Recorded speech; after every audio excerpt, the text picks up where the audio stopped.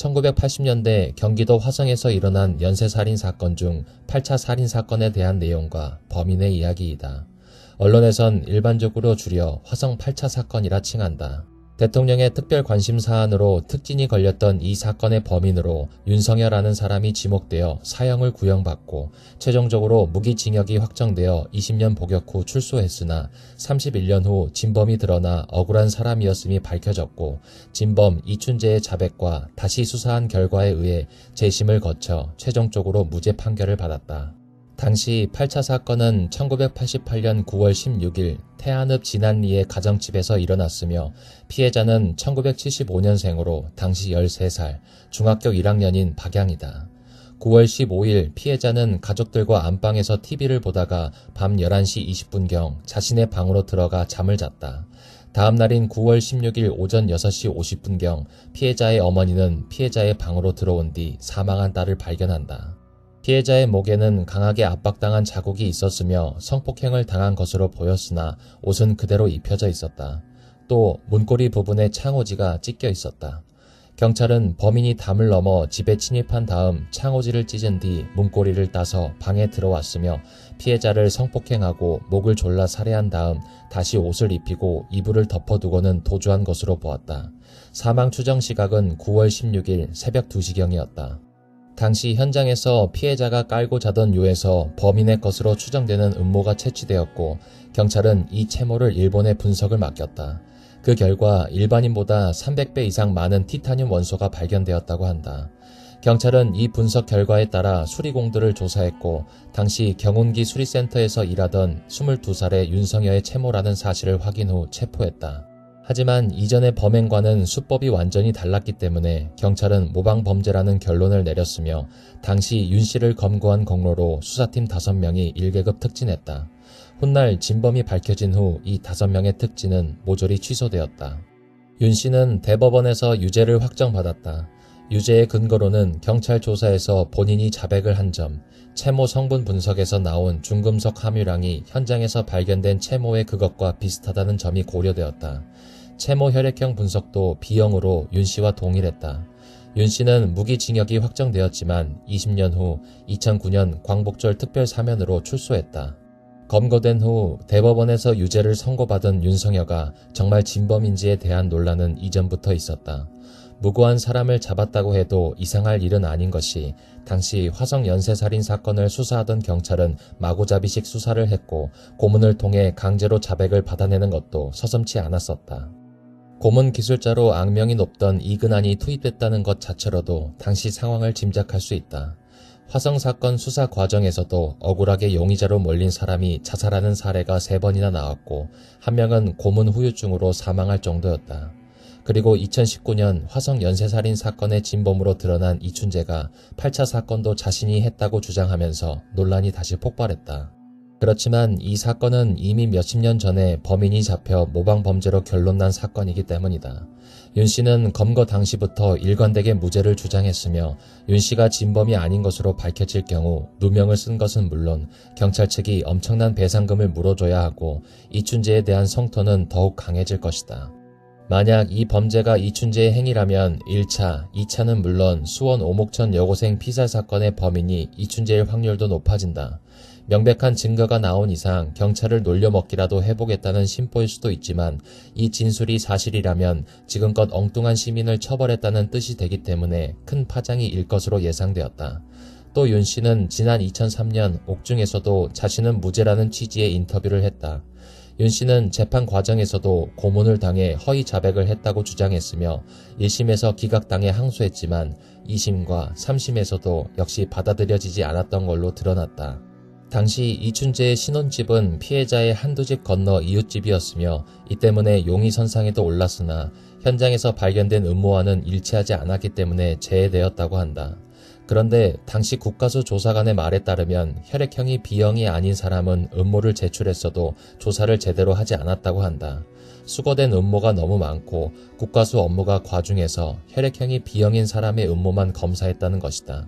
이후 정말 당시에 이춘재의 채모를 조사하지 않았다는 사실이 밝혀졌다. 또 8차 사건 이후 한동안 범행이 없다가 윤씨가 8차 사건 범인으로 몰려 구속된 후에 이춘재가 9차 범행을 시작했다는 점도 의미가 있다. 8차 사건을 이춘재가 했다고 가정하면 경찰을 피해 몸조심을 하다 엉뚱한 사람이 누명을 쓴 것을 보고 안심하고 추가 범행을 시작한 것으로 유추할 수 있다. 10월 10일 경찰의 정례 브리핑에 의하면 이춘재의 8차 사건 진술 중에 유의미한 내용이 있었다고 한다.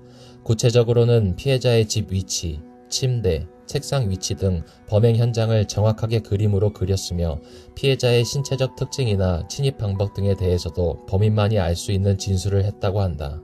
8차 사건 당시 증거물은 대부분 폐기되었으나 현장에서 수거된 토끼풀과 인근에서 8차와 비슷한 수법으로 일어난 미제 강도 사건의 증거물인 창호지와 벽지를 국과수에 감정 의뢰하는 한편 당시 담당 형사들을 조사하기로 했다.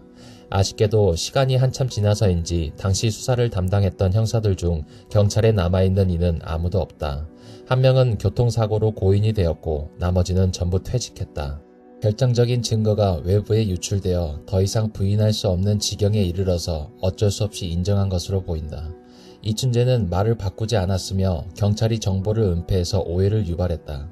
경찰이 처음에 8차 사건을 제외하고 발표한 정확한 이유는 공식적으로 불명이긴 하다. 물론 그와 별개로 충분한 조사와 사실 여부 확인은 당연히 필요하다.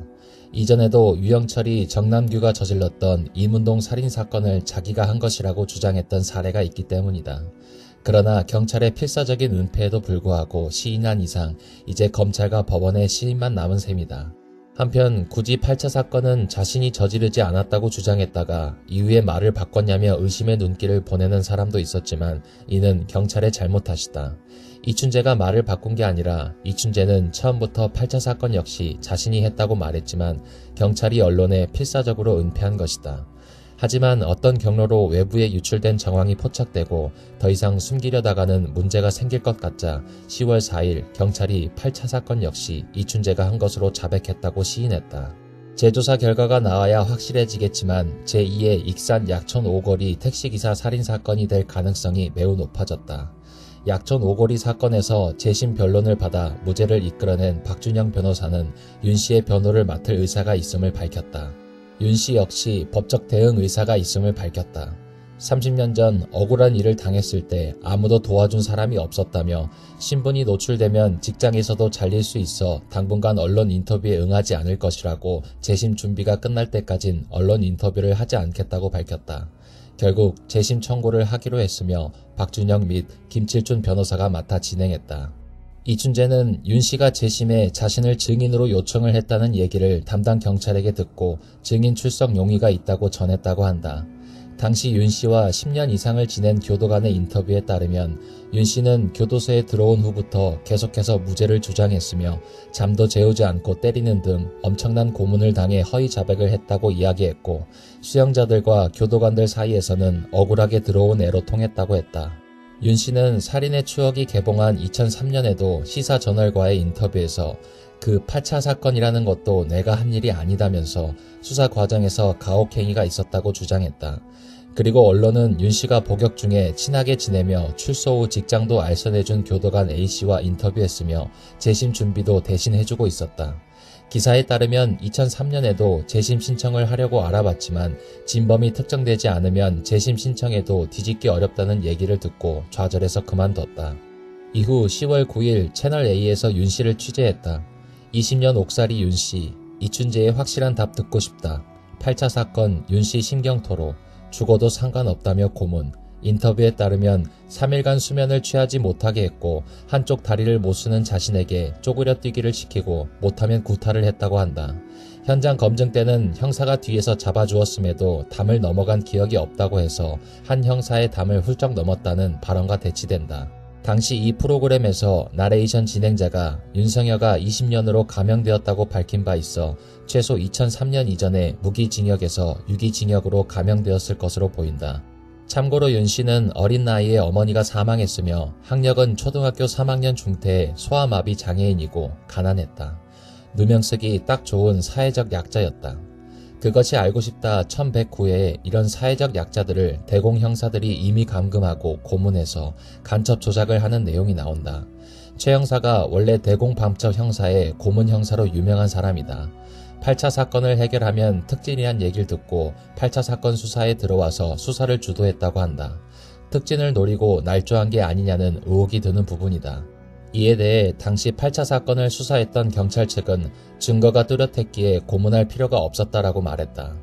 당시 인터뷰한 기자와의 통화에서 특정인이 범인이라는 심증은 있는데 이를 입증할 만한 증거가 없을 때 하는 게 고문이지 증거가 있는 경우는 다르다라고 말했고, 이 발언은 역으로 생각하면 증거가 없을 땐 고문을 한다는 소리가 된다. 물론 1980년대 대한민국 경찰들이 용의자를 고문했다는 건 수없이 미디어에 나와 누구나 알고 있는 사실이다.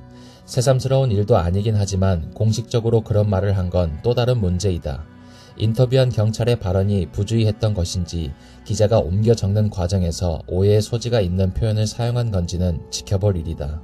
한편 당시 거짓말 탐지기 실험과 휴식에 소요된 시간을 제외하고 실제로 조사받은 지 4시간 40분 만인 다음날 05시 40분부터 자신의 범행을 자백하기 시작하였다라며 경찰 조사 기록을 그대로 인용했다. 하지만 윤 씨가 경찰에 검거된 날을 7월 25일로 보면 실제 조사 기간은 더 길었다는 주장도 있다. 당시 신문 기사에는 27일 오후에 윤 씨가 자백을 했다고 나와 있어 법정에 제출된 수사 기록의 신빙성이 의심된다. 윤 씨는 당시 형사들이 거짓 자백을 강요하며 사흘간 잠도 안 재웠다고 한다. 지목했던 최 형사, 장 형사에게 고문을 당했다는 또 다른 피해자의 주장도 나왔다. 경찰마저도 이춘재의 범행이라 인정해서 논란의 여지는 사실상 없어졌다.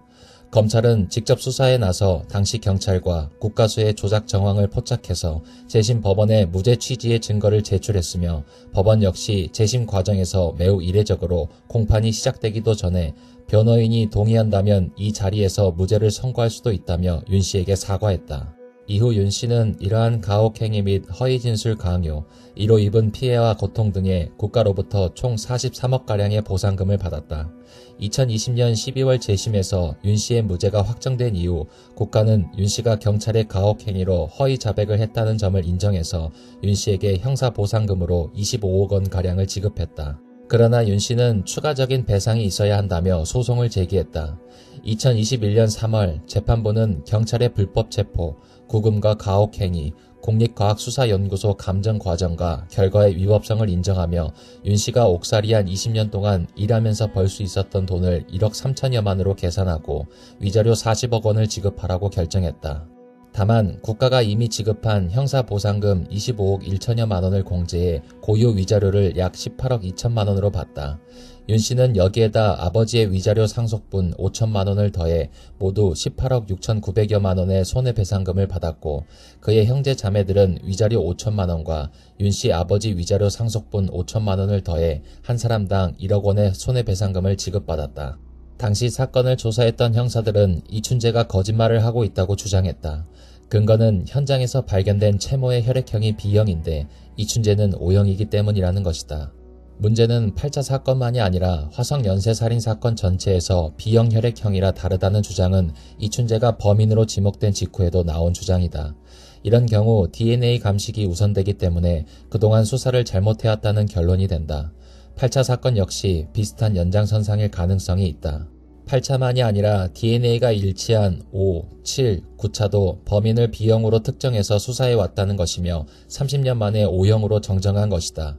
이에 대한 경찰 측의 반론은 다른 사건들은 현장에 남겨진 유류품에서 남겨진 혈액형이었고 8차 사건은 정액에서 채취한 샘플이 B형이었기 때문에 다른 케이스라는 주장이다. 9차 사건도 정액에서 혈액형을 검출했다. 극히 드문 사례이긴 하지만 정액에서 분석되는 혈액형과 실제 혈액형이 다른 특이 체질도 있긴 하다. 물론 극히 드문 사례이기 때문에 진범이 이춘재로 밝혀지는 경우는 그런 희귀 케이스보단 단순히 채취 과정의 실수로 보는 게 타당하다. 그것이 알고 싶다 1189회에 따르면 이춘재 역시 1차 검사 때는 B형으로 나왔다고 한다. 당시에는 관리 연속성이란 개념이 없어 증거품을 마구 다뤘기 때문에 과학수사라고 해도 진짜 과학적이라고 하긴 어렵다.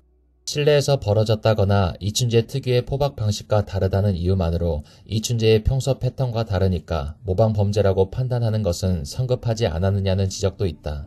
이춘재의 범행으로 확실히 밝혀진 1989년 9월 26일 강도 예비 사건 당시에도 평소 그의 야해 범행 패턴과 다르게 주택에 침입하려 했던 전력이 있는 데다 마침 이 가택 침입 시도 사건은 8차 사건 이후 오래 지나지 않은 시점이다. 만약 8차 사건도 이춘재의 범행이라면 이 8차 사건으로 한 번 가정집 침입 범행을 성공한 후 약 1년이 지나 한 번 더 시도하려다가 집주인에게 발각당해 붙잡혔던 것으로 볼 수 있다. 그리고 이춘재의 마지막 범행인 청주 처제 살인사건도 자택에서 행했으므로 그가 반드시 야외 범행을 고집했던 것은 분명히 아니다. 일각에서는 7차 사건 이후 몽타주가 나오자 경비가 강화된 상황에서 야외에서 범행을 저지르기엔 무리라고 판단했고 실내로 범행 장소를 튼 게 아닌가라는 주장도 있다.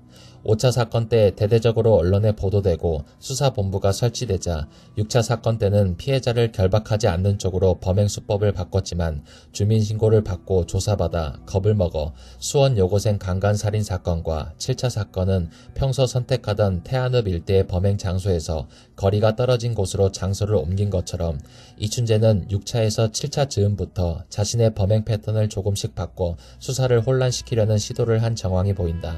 그렇기에 8차 사건이 이춘재의 범행이 맞다면 첫 번째 주택 침입 방식인 이 8차 사건은 성공했지만 1989년 강도 예비사건 체포인 두 번째만에 실패하면서 남의 집에 숨어드는 게 더 위험한 것 같으니 9차 사건부터는 원래대로 야해 범행 방식으로 회귀했다고 볼 수 있다. 게다가 8차 사건과 9차 사건의 시차가 2년이 넘기에 이춘재 역시 사건이 사람들 사이에서 어느 정도 잊혀졌을 거라고 생각했을 가능성이 높다. 범행 장소가 피해자 가족이 이사오기 전까지는 이춘재의 고교 친구가 살던 집으로 이춘재가 자주 드나들었다고 한다. 집의 구조는 바뀌었지만 건물 자체의 방 배치 등은 바뀌었을 리가 없으니 실내라도 이춘재에게 익숙한 곳이라 범행 결심을 할 만하다. 더욱이 범행 장소는 이춘재 집과 사이에 작은 언덕을 둔 거의 옆집이나 마찬가지였다. 그것이 알고 싶다 1189회에 따르면 피해자의 목에서 2차 사건 때 피해자와 비슷한 상처가 났는데 맨손으로 했다고 보긴 어렵고 장갑을 끼고 조른 것으로 보인다. 그런데 윤 씨의 진술에는 팬티를 소각했다, 다른 옷도 소각했다 등 의복에 대한 언급은 있는데 장갑은 언급이 없다. 오히려 강도 예비사건 당시 과도와 면장갑을 소지한 이춘재와 들어맞는 부분이다. 실제로 이춘재는 구두를 벗고 양말을 손에 끼고 범행했다고 진술해 헝겊에 의한 상처라는 국가서 결론과 부합한다. 훗날 재판에서 피해자를 옷으로 매듭지어 결박하는 것은 시그니처 같은 게 아니고 단순히 피해자가 반항하지 못하게 제압용으로 결박하고 소리 지르지 못하게 재갈을 물린 것뿐이라고 진술했다. 다만 이는 이춘재가 시그니처의 의미를 잘 이해하지 못한 것으로 보이는데 무의식적으로 비슷비슷한 재료를 써서 똑같은 방법으로 결박한다면 그것이 시그니처이다. 박성재 주심 판사는 이춘재의 증언 채택 여부를 끝까지 확정하지 않아 기자들을 안달나게 했다. 그러나 국립과학수사연구원에서 시간이 오래 지난 음모 감정이 어렵다고 통보하자 결국 이춘재를 증인으로 세웠다. 이춘재는 2020년 11월 2일 드디어 법정에 나와 처음으로 얼굴을 기자들에게 공개했다. 그는 자신이 진범이라며 실제 범행을 저지른 사람이 아니면 알 수 없는 사실들을 증언했다. 이 사건이 유일하게 실내에서 일어난 사건이다. 밤에 방에 들어가야 돼서 깨면 안 되니까 조심했던 기억이 있다.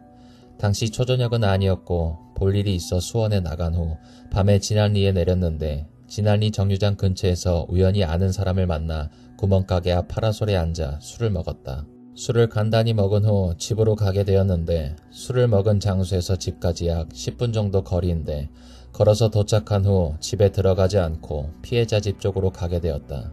피해자 집 쪽에 난 길을 따라가다가 피해자 집 문이 열려 있는 것을 보고 피해자 집에 들어갔다. 저희 집에서 피해자 집까지는 100m도 안 되는 거리다. 저희 집에서 한 집 건너 바로 옆집이다. 피해자 집은 옛날 집이었는데 제가 학교 다닐 때 살던 사람은 제 후배와 선배가 있었고 그 집에 자주 놀러 갔었기 때문에 집의 구조를 어느 정도 알고 있었다. 제가 알던 사람들은 고등학교 때 이사를 가서 그 집에 본토박이나 또래들이 사는 것이 아니었기 때문에 누가 사는지는 잘 몰랐다. 피해자 집 마당에 들어갔더니 정면에서 보이는 방에 불이 켜져 있는 것을 발견하고 화장실과 집 건물 사이에 공간이 있었는데 그쪽으로 들어가게 되었다. 그 공간에 들어가 보니 예전에 없던 벽돌로 급조한 식으로 방으로 쓰려고 만든 것 같은 집과 연결된 부분이 있었다. 그 방에 옛날 전통식으로 창호지를 붙이는 문이 보여 구멍이 처음부터 있었는지 제가 뚫었는지는 정확히 기억나지 않지만 구멍으로 안에 누가 있는지를 확인하기 위해 들여다봤다. 그 방에 불이 꺼져 있어 처음부터 보이지 않아 계속 보았는데 눈이 서서히 적응이 돼서 방 안이 조금씩 보이기 시작했다. 사람이 자고 있었는데 어린인지 아이인지는 구분이 안 되었고 한 명이 이불을 덮고 자고 있었는데 머리 형태가 길어서 여자구나 생각하고 강간을 목적으로 그 방에 들어가게 됐다. 여자 혼자 자고 있는 것을 확인하고 방 안으로 들어가려고 했는데 문이 잠겨 있길래 문이 잠겨져 있는 고리 부분에 살 부분 창호지를 찍고 손을 넣어 고리를 해제시킨 후 문을 열고 신발을 벗고 양말을 한쪽씩 벙어리 장갑처럼 손에 끼고 들어갔다. 제가 들어갈 때 밟았던 발판이 광이 나는 재질이었는데 제가 발판을 밟자 발자국이 서리 비슷하듯이 허옇게 찍혔다가 없어진 것이 명확히 기억난다. 양말을 손에 끼고 들어간 이유는 지문을 남기지 않기 위해서였다. 여기는 집 안에서 한 것이기 때문에 조심했던 기억이 있다. 안쪽에서 자는 소리도 들렸고 안쪽과 제가 들어간 방이 문 하나 사이였다. 자다가 뒤척이는 소리가 들리는 수준이라서 조심했던 기억이 있다. 들어갈 때 받침대 같은 것이 있어 제가 문을 열고 들어가면서 그 받침대에 한 다리를 올리고 나머지 다리를 그 받침대에 다시 올린 후 받침대에 다 올라서면 방바닥에 다시 한 다리씩 내려서 들어갔는데 받침대와 방바닥이 어느 정도 높이가 있어 밖에서 한 번에 들어갈 수는 없는 높이였다. 방 크기는 직사각형이었던 것 같은데 어두웠기 때문에 방 구조는 정확히 기억나지 않지만 제가 피해자 배에 올라가서 강간할 때 안쪽에서 사람이 자고 있는 방과 연결된 문이 제 얼굴 앞에 있었다. 피해자를 보고 이불을 덮은 상태에서 누워있는 피해자의 목을 바로 양손으로 조르고 피해자 위에 올라타 목을 더욱더 세게 졸랐다. 양손으로 목을 잡고 엄지손가락 2개를 이용해서 더욱 힘을 주어 목을 졸랐다. 제가 이불 위에 올라가서 피해자를 올라타 목을 졸랐기 때문에 피해자의 정확한 반응은 기억 못하는데 목을 조르면 일반적으로 몸에 힘이 들어가거나 캑캑거리는 반응이 오고 계속 목을 조르면 힘이 빠지면서 축 늘어지는 게 느껴진다. 어설프게 하면 실내에서 제압이 안 될 수도 있기 때문에 더욱 세게 눌렀던 것 같고 숨을 못 쉬게 하는 게 목적이니까 피해자 몸이 늘어질 때까지 목을 졸랐다. 목을 조르면 몸이 늘어지는데 이때 조절을 잘해야 한다. 조절을 잘못하면 바로 죽는 경우도 있다. 목을 조를 때도 양말을 계속 손에 끼고 있었다. 피해자 몸이 늘어진 것을 확인하고 이불을 제끼고 제가 위에서 봤는데 키도 되게 작게 느껴졌고 체형도 작아서 초등학생쯤으로 생각했다. 이후 이불을 젖히자 피해자가 삼각 팬티를 입고 있었던 것으로 기억하는데 팬티를 다 벗기고 상의는 그대로 두고 강간했다. 소리가 나게 되면 바로 문 앞에서 자고 있는 사람들에게 들키게 되니까 다른 사건과는 달리 초긴장 상태였다.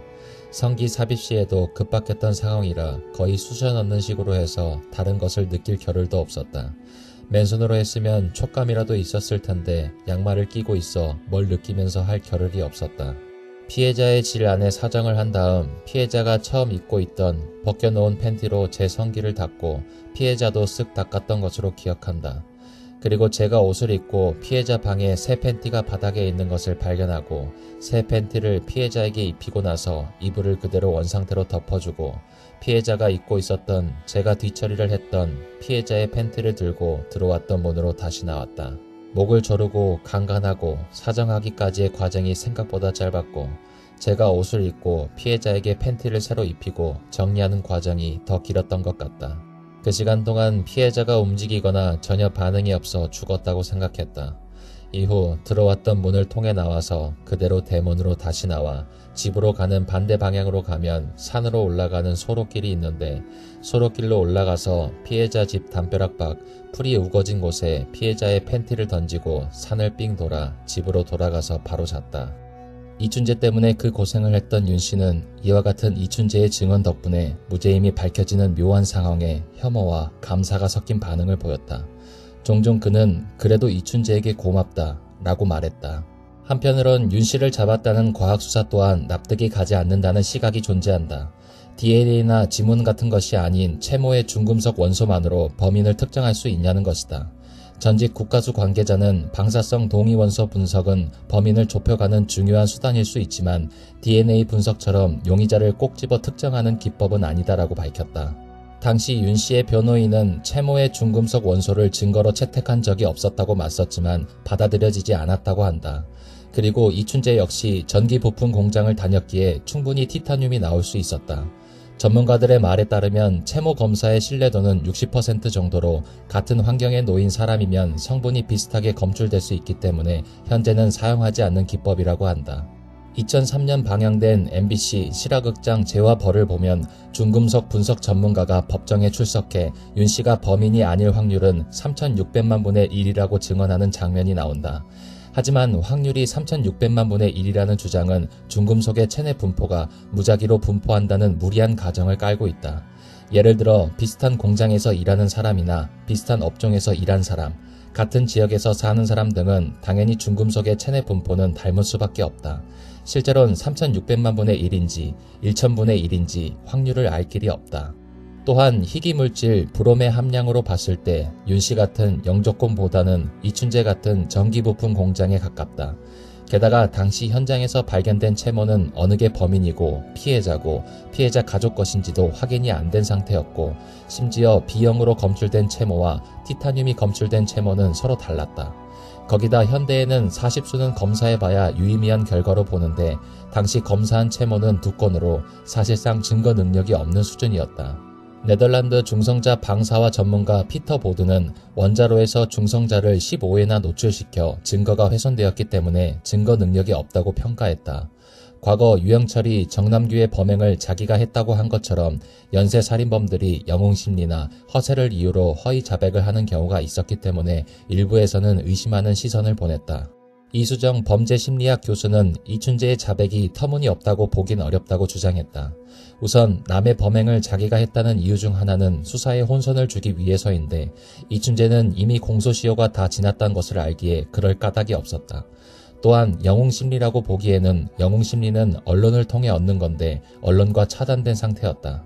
프로파일러들과 신뢰 형성이 잘 되어 내일 모레 환갑이었던 이춘재가 비밀을 유지하는 심적 부담을 털어내자는 심리라고 추정할 수도 있다. 그리고 이춘재가 사건 현장을 그림까지 그려가며 아주 자세하게 설명했으며 그중 진범만이 알 수 있는 진술도 있었다는 경찰 발표가 나오면서 허세로 인한 자백일 가능성은 많이 줄어들었다. 사건 현장은 피해자 가족이 이사 오기 전까지는 이춘재의 고교 친구가 살던 집으로 이춘재가 자주 드나들었고 이사 후 완전히 바뀐 집 구조까지 그림으로 그리면서 진술했다고 한다. 이춘재의 자백에서 결정적인 부분은 피해자의 속옷과 관련된 사실이다. 윤 씨의 진술서에는 속옷을 무릎 정도까지만 벗겼다고 나와 있는데 피해자의 속옷은 앞뒤가 뒤집혀 입혀져 있었다. 완전히 벗겼다가 다시 입히는 과정에서 거꾸로 된 것으로 보이는데 반만 벗겼다면 그럴 일이 없다. 그에 반해 이춘재는 속옷을 벗겨 혈흔 등을 지우는 데 쓰고 새 속옷을 입혔다고 사실과 부합하는 진술을 했다. 경찰까지 항복을 한 마당에 이춘재 자백의 신빙성을 논하는 것은 거의 무의미한 단계에 이르렀다. 당시 기사에 따르면 윤 씨의 가족이나 지인들은 윤 씨가 어렸을 때 소아마비를 앓았기 때문에 한쪽 다리를 못 쓰는 상황에서 경찰이 주장하던 담을 넘어서 범행을 했다는 게 잘 이해가 되지 않았다고 수로했다. 8차 사건으로 20년 옥살이 윤 씨, 주민들 이상한 수사였다. 뉴스 영상에서는 윤 씨가 검거된 당시의 영상을 보여준다. 1분 10초경부터 윤 씨가 경찰서 안을 절뚝거리며 이동하는 모습을 볼 수 있다. 윤 씨를 직접 만나 인터뷰한 기자들은 그의 왼쪽 다리가 팔뚝처럼 가늘다고 묘사했다. 반면 경찰 측은 8인만으로 충분히 담을 넘을 수 있었다고 하며 당시 변호사가 입회한 현장 검증에서 윤 씨가 담을 훌쩍 뛰어넘는 모습을 보여줬다고 주장했다. 이에 대해 윤 씨는 최근 인터뷰에서 경찰의 부축을 받았다고 말했으며 담을 넘은 기억이 없다고도 했다. 또 윤 씨 지인들은 경찰이 윤 씨를 체포한 뒤에도 윤 씨에 대한 재판이 마무리될 때까지 윤 씨의 지인들도 주기적으로 감시했다고 한다. MBC 보도에 따르면 부축을 받아 담을 넘어가진 않고 넘는 신용만 했을 뿐이며 넘어가진 않았다고 한다. 콘크리트를 치지 않는 담장이 비가 오면 흔들리기 때문에 자신이 담을 넘었다면 담벼락도 같이 넘어졌을 것 같았다고. 하지만 확실하지 않다는 전제 조건이 붙는 것을 보면 본인도 오래돼서 기억이 잘 나진 않는 듯하다.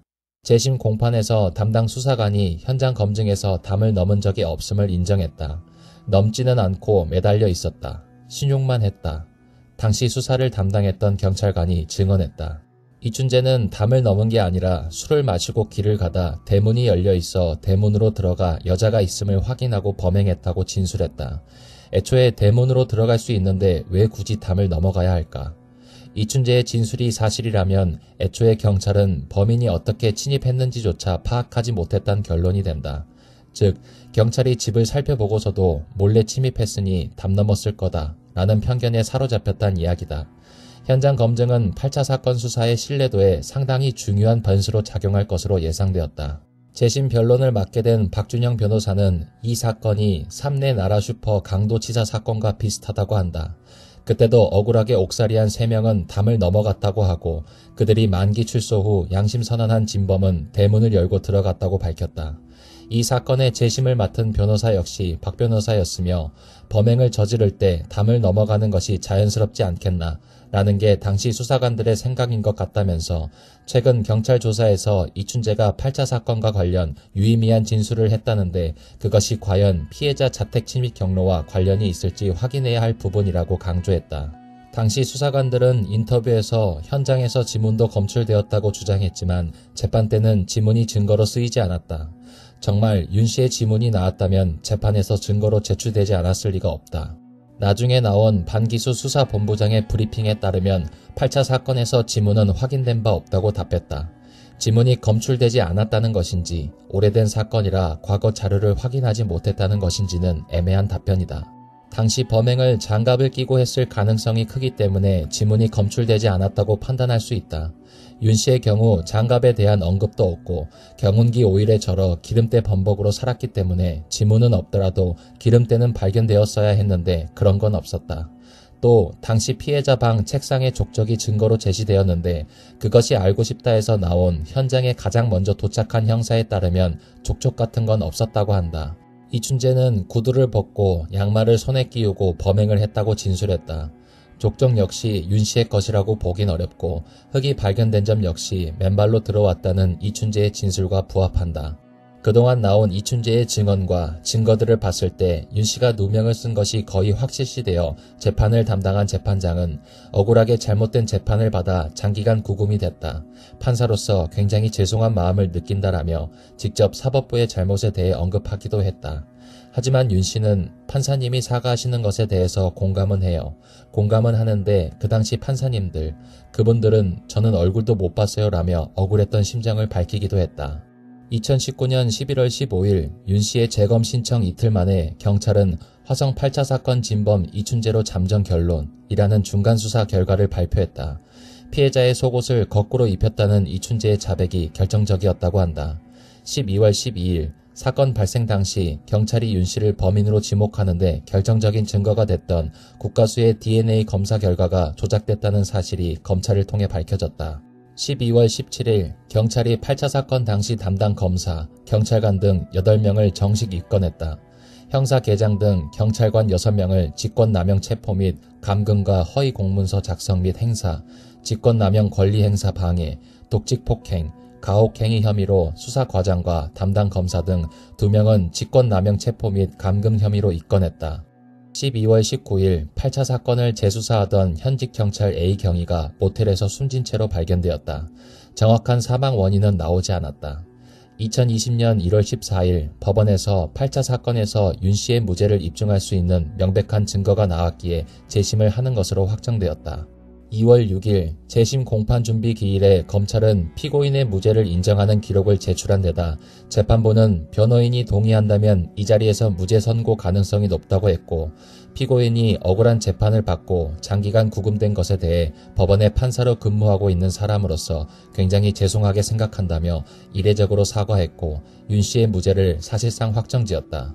8월 11일 전직 형사 심아무개가 증인으로 출석했다. 애먼 사람 인생을 망쳐놓은 바로 그 가해 경찰이다. 재판에 증언하지 않으려고 애쓰는 등 30년의 세월이 흐른 뒤에도 반성이라곤 없어 보이는 추태를 부리던 그는 구인장 등을 통해 겨우 증언대에 세우고 나니 기억이 나지 않는다거나 잘못한 것이 없다고 발뺌했다. 여전히 자신이 인생을 망쳐놓은 사람에 대한 미안함보다는 재심 이후에 본인을 향해 피해 보상과 징계 절차가 날아올 것만 두려워하며 제 입속부터 계산하고 있는 것이라고 밖에 볼 수 없었다. 이리저리 말을 돌리던 그는 변호인의 호소, 강곡, 회유, 마침내 호통까지 이어지고 나서야 진술서 조작을 인정했다. 배석 판사는 심 전 형사에게 피고인에게 사흘 동안 잠을 재우지 않고 가혹행위를 하면 그렇게 해서 얻어진 자백이 진실이 아닐 수 있다는 생각을 못했는가라고 질문했다. 형사는 100% 범인이라고 된 상황이라서 라고 우물거리고 겨우 윤 씨에게 사과한다고 말했다. 윤 씨는 변호인 증인신문 때 본인이 직접 할 말이 있다며 우리 사회에 사과할 생각은 없냐라고 물었다. 변호인이 그의 어깨를 다독였다. 10월 26일 충주구치소에 근무 중인 박정덕 교도관이 증인으로 나와 윤 씨가 수감 시절 내내 일관되게 무죄를 주장했다고 증언했다. 이미 형이 확정된 범죄자가 그렇게 일관되고 진지하게 무죄를 주장하는 경우는 27년 교도관 생활 동안 처음 봤다고 말했다. 범죄 사실 일부를 부정하거나 오히려 과장하는 경우는 있어도 윤 씨처럼 결백을 호소하는 태도는 이례적이었다는 것이다. 12월 17일 이 사건의 재심 선고 공판에서 과거 수사기관의 부실 행위로 잘못된 판결이 나왔다며 윤 씨에게 무죄를 선고했다. 판사는 왼쪽 다리에 장애가 있는 윤 씨를 배려해 재판 도중 굳이 일어날 필요가 없다고 알려줬지만 마지막 선고 직전 윤 씨는 끝내 스스로 일어나 곧게 섰다. 판사는 오랜 기간 옥고를 거치며 정신적, 육체적으로 큰 고통을 받은 피고인에게 사법부 구성원 일원으로서 사과의 말씀을 드린다라며 피고인은 무죄, 이상 재심 재판을 마칩니다라고 판결을 끝냈다. 방청석에서 박수가 터져 나왔고 재심 담당 검사가 찾아와 그에게 악수를 건넸다. 경찰은 재심 결과가 나오자 재심 청구인을 비롯한 피해자, 가족 등 관련된 모든 분들께 머리 숙여 사과드린다며 뒤늦게나마 재수사를 통해 연쇄살인 사건의 진범을 검거하고 청구인의 결백을 입증했으나 무고한 청년에게 살인범이라는 낙인을 찍어 20년간 옥살이를 겪게 해 큰 상처를 드린 점 깊이 반성한다는 입장을 냈다. 8차 사건 무마 및 누명 씌우기에 결정적인 역할을 하고 특진한 최순경은 10여 년간 부귀영화를 누리며 평안히 살다가 1999년 교통사고로 사망했다.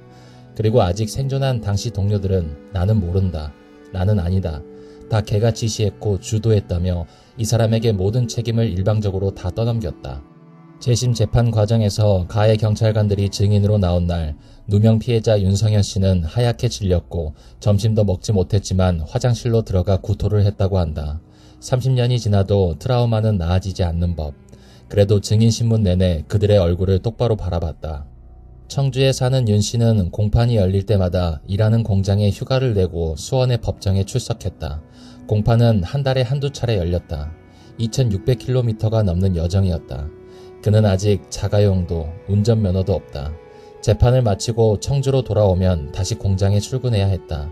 카시트 공장에서 일하는 그는 밤샘 야간 근무와 주간 근무를 이교대로 반복한다. 연차를 재판에 모두 다 썼다고 한다. 피해자의 부모는 세상을 떠날 때까지 딸의 사망 신고를 차마 제 손으로 하지 못했다고 한다. 이춘재가 증인으로 출석해서 진술한 내용이 사실이라면 8차 사건 피해자의 팬티를 끝내 발견하지 못한 것이 이춘재가 8차 사건 범인이라는 완벽한 증거를 밝히지 못한 꼴이 되었다.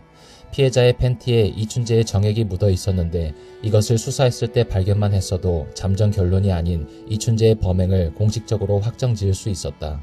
청주교도소에서 같이 수감 생활을 하던 동료들에 따르면 윤 씨는 얼마나 억울했으면 하춘아의 노래 무죄를 시도 때도 없이 불렀다고 한다. 이미 흉악범으로 낙인이 찍힌 터라 같은 재수자들 사이에서도 항상 멸시와 폭행을 당했다고 한다.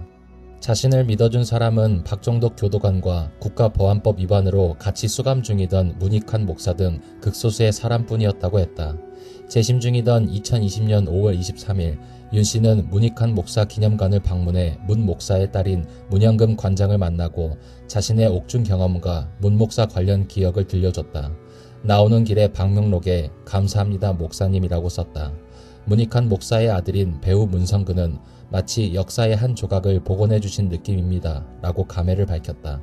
당시 재판은 피고인의 경제적 사정상 사실상 일반 변호사를 고용하기 불가능했기 때문에 국선 변호인을 통해 진행했는데 이 시대의 국선 변호인들은 그 질이 매우 불량했고 여기서도 예외는 아니었다. 무죄를 주장한 피고인과는 달리 유죄 인정 취지의 형량 감경 쪽으로 변호를 진행했고 가장 중요한 결심 공판에는 아예 나오지도 않았다. 윤 씨는 변호사의 얼굴조차 본 적이 없다고 말했다. 아무리 바쁜 국선 변호인이라도 법정에 나오기는 하는데 상상 초월로 불성실한 자였던 것이다. 그래도 형사소송법 제282조에 의해 변호사는 있어야 하니 재판부에 의해 그날 법정에 나와 있던 다른 사건 변호사가 변호인 역할을 맡아주긴 했다. 원래 담당 변호사도 아니었던지라 윤 씨의 사건에 대해 거의 아무것도 아는 게 없고 그가 피고인을 제대로 도와줄 수 있었을 리는 만무했다. 이런 사정으로 항소심이 끝나서 결국 대법원에서까지 패소하고 형량이 그대로 확정되었다. 당시 상고심의 재판장은 김상원 대법관이었으며 주심은 이회창이었다. 8차 사건이 논란이 되면서 당시 수사 책임자인 하순균 전 서장에게도 불똥이 튀었다. 하순균 전 시장은 이런 세간의 싸늘한 시선이 불편한지 인터뷰를 통해 억울하다고 주장했다. 노컷뉴스와의 인터뷰에서 하순균 전 서장은 당시 8차 사건은 화성경찰서 소속 형사들이 전담했으며 자신은 경기청 소속으로 7차 사건의 중요 목격자인 버스 운전수와 7차 사건 수사에 집중해서 8차 사건 수사에 대해서는 잘 알지 못했다고 주장했다. 또한 수법이 달라 8차 사건에는 관심을 가지지 않았으며 8차 사건의 범인을 체포했을 당시에 윤모 씨의 이름은 잠시 듣긴 했지만 잊어버렸다고 말하면서 이춘재와 윤모 씨의 주장 모두 문제가 있기 때문에 신중하게 접근해야 한다고 주장했다. 다만 엉뚱하게도 이춘재와 윤 씨가 모두 청주에 있었다는 사실에 집중해야 한다는 뜬금없는 소리를 해서 의아함을 자아냈는데 기자가 하순균 씨의 발언을 잘못 내보낸 건지 혹은 윤 씨가 현재 청주에 거주한다는 소식을 들은 하순균 씨가 이춘재와 연관이 있는 게 아니냐고 오해한 건지는 알 수 없다. 참고로 윤 씨가 청주에 거주하는 이유는 20년 동안 청주 교도소에서 살았고 아는 사람이라고는 청주 교도소 교도관밖에 없기 때문이다. 그러나 하순균 전 서장은 이춘재의 자백에서 유의미한 진술이 나왔다는 기사가 뜨기 이전에는 8차 사건 범인은 따로 있으며 이춘재의 자백은 과시일 뿐이라고 잘라 말한 적이 있다. 신중하게 접근해야 한다는 것과는 사뭇 다른 자기 방어적 태도이다. 그리고 윤 씨를 범인으로 내몬 고문 형사들과는 무관하며 그 일을 저지른 형사들은 하순균과 별개의 다른 사람이라는 것을 분명히 알아둬야 한다. 그러나 이 사건에 대한 모든 비난이 화성사건 총책임자였으며 유명인인 그에게 다 몰리면서 하순균은 어마어마한 비난으로 인한 스트레스로 여러 번 쓰러져서 입원하다가 결국 2020년 11월 12일 심장마비로 갑작스럽게 사망하고 말았다. 이 사건은 사형, 존폐 논란에서 대한민국의 사형제 반대 측이 대표적인 예시로 쓰고 있다. 대한민국은 사형 제도는 있지만 실질적으로 1997년 이후 20년 넘게 집행이 안 되고 있는 준사형 폐지 국가다. 사형제를 찬성하는 사람들도 윤 씨의 사례를 보고 많은 사람들이 사형에 대해 다시 생각해 보게 되었다고 한다. 이춘재나 윤 씨 모두 2심에서 사형에서 무기징역으로 감형되어 사형수가 아니긴 했었지만 그들이 처음 선고를 받았을 당시에는 아직 사형 집행이 이루어지고 있었던 시기였기 때문에 만약 사형이 집행되었을 경우 무고한 사람이 억울한 죽음을 당하고 진범 역시 범행이 드러나기 전에 죽어 화성 연쇄살인 사건은 영원히 미궁에 빠졌을 것이기 때문이다. 한편 논란의 여지가 없이 증거가 확실한 범인이라고 생각되는 인물만 사형시키면 되지 않느냐는 반론도 있지만 이 사건의 윤 씨도 당시에는 과학수사의 결정체라며 증거가 확실한 범인으로 취급당했다는 것을 잊지 말아야 한다. 사형제 시행을 찬성하는 사람들이 자주 하는 주장 중 하나가 유영철이나 정남규 같이 누가 봐도 명백하고 본인도 시인한 흉악범들 대상으로 사형제를 시행하자는 것인데 애초에 법치주의 국가의 법정에서 살인범이라고 단정하는 것은 누가 봐도 명백한 증거들이 종합되어서 내려지는 판결이다.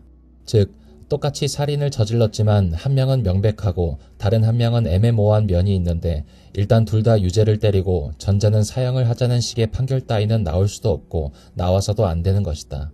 지금 와서야 방사선 동의원소 감별법이 매우 부정확하다고 알려졌지만 90년대에는 최첨단 수사기법이었다. 또한 들깨가 아이를 물어갔는데 엉뚱하게도 부모가 자식 살해범으로 몰린 호주의 딩고 사건을 보면 알겠지만 편견을 가지고 수사할 경우 법의학 분석 결과조차 왜곡되는 경우가 있다. 윤석열 사건에서 중요한 것은 아이러니하게도 죽어 마땅할 진범인 이춘재 역시도 사형당해서 죽지 않았기 때문에 윤석열 씨의 억울함이 풀릴 수 있었다는 사실이다. 윤석열 씨가 옥살이를 시작하고 출소한 뒤에 진범이 밝혀지기까지 무려 30년이 넘는 세월이 지날 동안 당사자들을 제외한 그 누구도 이 사건의 범인이 윤석열 씨가 아닌 다른 사람일 것이라고 생각하고 재수사를 진행하지 않았다. 이춘재가 미궁에 빠져있던 사건의 범인임이 드러난 후에 이 사건도 자신이 저질렀다고 자백했기 때문에 빠르게 재심이 이루어질 수 있었다. 추후에 과학기술이 발전해서 이춘재 없이도 윤석열 씨의 무죄를 입증해 줄 수 있는 증거가 나온다고 가정해도 이미 판결과 형 집행까지 진작에 끝났던 사건이기 때문에 이춘재가 지금까지 살아남아서 자백하는 것에 비해 소요 시간이 훨씬 오래 걸릴 가능성이 매우 높다. 즉, 이 사건은 억울하게 죽을 수도 있었던 사람과 죽어 마땅한 흉악한 범죄자가 모두 사형되지 않았기 때문에 진실이 밝혀질 수 있었다. 10월 15일 윤 씨는 라디오 채널 CBS의 프로그램 김현정의 뉴스쇼와 인터뷰를 했다. 윤석열의 무죄 판결이 나온 2020년 12월 17일 KBS 다큐 인사이트에서 이 주제를 다루었다.